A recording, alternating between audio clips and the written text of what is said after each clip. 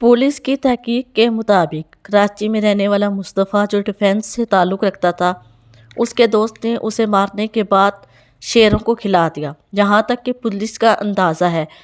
और ये जिसने इसे शेरों को खिलाया वो इसका अपना दोस्त जिसके साथ मिलकर ये बिज़नेस करता था मुस्तफ़ा यरगमान है। अब थोड़ी सी आप इसकी माँ की बात सुने, उसके बाद मैं आप लोगों के साथ डिटेल में सारा कुछ वाक़या जो है वो शेयर करती हूँ। कॉल जो है वो दरक्षा उसकी की भी रैंसम कॉल, जो भी रैंसम कॉल की वजह से हमारा दरक्षा थाने से फाइनली सीसी को हमारा इन्वेस्टिगेशन मार्क हुई और उन्होंने ये काम करना शुरू किया। थ्रू आउट CPLC मेरे साथ इन टच थी, वो on the back they were continuously working over it. वो हर चीज़ जो है उसको मैं उनको इंफॉर्मेशंस देती रही। पहले हाँ जी, ये आपने मुस्तफ़ा की माँ की बात सुनी। मुस्तफ़ा जो है उसके पास नॉन PTF फ़ोन था, नॉन PTF प्रूफ, यानी जिसके अंदर सिर्फ वाईफाई कनेक्ट हो सकती थी, बाकी उसके अंदर सिम वगैरह का डेटा जो है वो नहीं हो सकता था, सिम नहीं डल सकती थी। सबसे बड़ी बात कि मुस्तफ़ा ने नॉन PTF प्रूफ फ़ोन क्यों रखा था, इसके पीछे भी एक बहुत बड़ी वजह है जो मैं आप लोगों के साथ इस वीडियो में शेयर करूँगी। 5 जनवरी 2025 को मुस्तफ़ा अपने घर से जाता है और अपनी माँ को बिना बताए जाता है, और उसके बाद 6 जनवरी को इसकी माँ कंप्लेन करती है जब इसे मुस्तफ़ा नहीं मिलता। जैसे कि मैंने आप लोगों को बताया कि मुस्तफ़ा शुरू से non PTF proof phone use करता था, जिसके पीछे भी एक बहुत बड़ी वजह है, जिसकी वजह से उसकी माँ नंबर पे कॉल नहीं कर सकती थी और उसके नेटवर्क ऑन होने का इंतज़ार करती रही। खैर उसकी माँ ने पुलिस को इतला की, पुलिस ने काफ़ी कोशिश की, लेकिन जबकि उसके पास सिम मौजूद नहीं थी तो पुलिस भी लोकेशन को कवर करने में थोड़ी सी मुश्किलात का सामना पेश आ रहा था। 8 फरवरी तक ये मामला चला गया, बट मुस्तफ़ा का कहीं पे कोई पता नहीं चल रहा था। उसकी माँ ने अपने तौर पे उसकी इंफॉर्मेशन निकालने की कोशिश की। उसकी माँ ने जो जीमेल मुस्तफ़ा के मोबाइल में लगी थी वो उसकी माँ को पता था। उसकी माँ ने वो जैसे कैसे करके अपने मोबाइल में रिकवर की। यहाँ पे ये बात आती है कि एक माँ जब अपने बच्चों की बात आ जाती है तो वो एक शेरनी बन जाती है। उसकी माँ ने वो रिकवर की जीमेल, जैसे कि पुलिस वालों ने बोला था कि रिकवर नहीं हो सकती क्योंकि सिम होती है तो डेटा रिकवर होता है, ऐसे कुछ भी रिकवर नहीं हो सकता, जैसे कि आप लोगों ने उसकी माँ की बात सुनी। खैर उसकी माँ ने सिम जीमेल को रिकवर किया, जिसमें उसके लास्ट मैसेज अपनी माँ को सेंड किए थे, जो कि नेटवर्क की वजह से या उसका मोबाइल तोड़ने की वजह से उसकी माँ को सेंड नहीं हो पाए थे।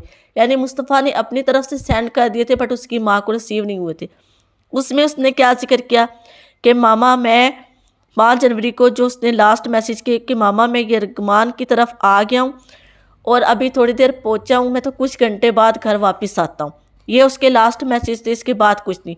फिर उसकी मामा ने उसके जो लास्ट लोकेशन थी वो यरगमान के घर के पास पाई गई। फिर पुलिस को सारा डेटा फराहम किया गया, फिर पुलिस को सारा कुछ बताया गया। और जब उसकी माँ ने यरगमान को कॉल की कि मेरा बेटा लास्ट टाइम तुम्हारे पास था, तो आगे से यरगमान उसकी माँ को क्या कहता है, पहले तो वो बहाने करता रहा कि मैं नहीं मिल सकता, मेरे पास टाइम नहीं है, मैं नहीं आ सकता। यरगमान कोई आम बंदा नहीं था। जब पुलिस उसके घर रेड करने गई तो एक गाड़ी थी जिसमें मैक्सिमम 5, 8, 10 लोग आ सकते हैं, क्योंकि पुलिस की सोच से ज़्यादा बड़ा इंसान ये यरगमान था जो छोटी एज में इतने बड़े काम कर। जब पुलिस उसके घर रेड करने गई तो उसके घर 40 से ज़्यादा गार्ड मौजूद थे, जिन्होंने और दूसरी मंजिल से यरगमान ने फायरिंग शुरू कर दी, जिसके मुकाबले में एक DSP और 2 एहलकार वहीं शहीद हो गए। यानी DSP जो है वो शहीद हो गए और 2 एहलकार ज़ख्मी हो गए, जो कि अभी भी ICU में हैं। उसके बाद यरगमान के घर से 65 लैपटॉप मिले, जिनसे वो बैरून मुल्क यानी पूरी दुनिया में नशावर चीज़ें और स्मगलिंग वगैरह सब कुछ करता था। वो लैपटॉप पाए गए। 2 करोड़ से ज़्यादा का असला उसके घर से बरामद किया गया और गोलियों की तो तादाद इंतहा से ज़्यादा है। उसको अपने पुलिस ने खैर यरगमान को अपने पास रख लिया और कुछ तफ्तीश चलती गई, बट फिर भी उसने नहीं बताया। और जो उसके 40 गार्ड बुलाए गए थे ان میں سے کچھ لوگوں نے جب جسمانی ریمانڈ ہوا تو ان لوگوں نے اس چیز کا انکشاف کر دیا کہ یرغمال آیا تھا، وہ مصطفیٰ یرغمال سے ملنے آیا تھا اور یرغمال اسے اپنے ساتھ کمرے میں لے گیا تھا۔ تھوڑی دیر بعد گولیوں کی چلنے کی آواز آئی اور یرغمال نے ہمیں بلایا کہ یہ خون صاف کر دو، اور وہ اس کو اپنی گاڑی میں بٹھا کے لے گیا۔ کدھر لے گیا؟ اس سے پہلے ہی 2 دن پہلے انکشاف ہوا تھا کہ یرغمال اپنے گھر 2 شیر لے کے آیا، جن شیروں کو اس نے اسی دن یعنی جس دن مصطفیٰ کو اس نے اپنے گھر بلایا تھا ایگزیکٹ اسی دن اس نے شیروں کو کسی اور جگہ پہ شفٹ کر دیا تھا۔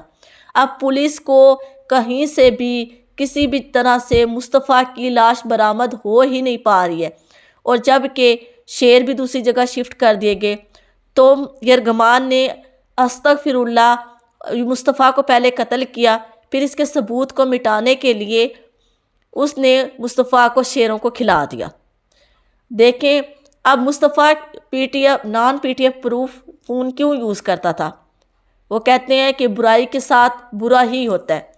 مصطفیٰ جو ہے وہ خود ایک سمگلر تھا، وہ نشہ آور چیزیں سمگلنگ کرتا تھا، اور اس کے non P T F proof phone mobile use کرنے کا بھی یہی وجہ تھی کہ وہ جو ہے اپنے non P T F proof phone سے دنیا بھر میں انٹرنیشنل نمبر سے لوگوں سے کنٹیکٹ کرتا تھا اور نشہ آور چیزیں سمگلنگ کرتا تھا اور اسلحہ سمگلر کرتا تھا، اس طرح کے کام کرتا تھا۔ تو اس وجہ سے وہ سم یوز نہیں کرتا تھا کہ میں پکڑا نہ جاؤں، لیکن اپنا بھی قصور ہوتا ہے کہ ہمیں نہیں پتہ ہوتا کہ ہمارے بچے جو ہیں وہ کس طرح کے دوستوں میں بیٹھ رہے ہیں، کیا کر رہے ہیں، کیا کچھ نہیں آتا۔